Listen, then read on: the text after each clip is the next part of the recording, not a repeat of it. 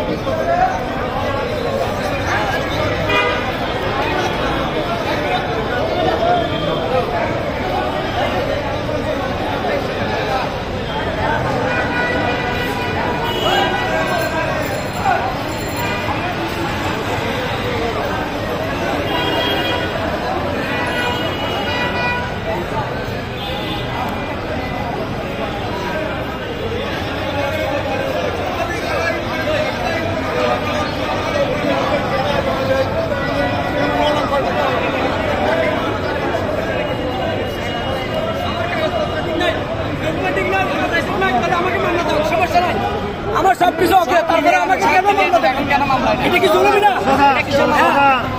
মামলা দিব না দেবো কি? মামলা দিতে একটা সীমিত আছে। আমার কাগজ নাই, লাইসেন্স নাই, ডকুমেন্ট নাই, হলে আমাকে মামলা দাও। কিন্তু আমার সবকিছু ওকে, আমাকে কিভাবে 10,000 টাকা মামলা দিব দিতে পারে? এটা কি অন্যায় না? পুরো জুলুম না? আমার না দিলে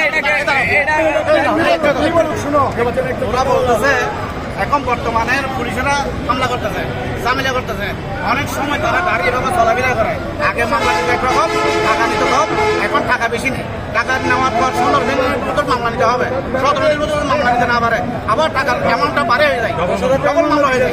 ডবল মামলার পরে তারা হইতেছে আমরা গাড়ি ভাড়া দেবো নাকি আমরা এখানে গ্যাস ভাড়া দেবো,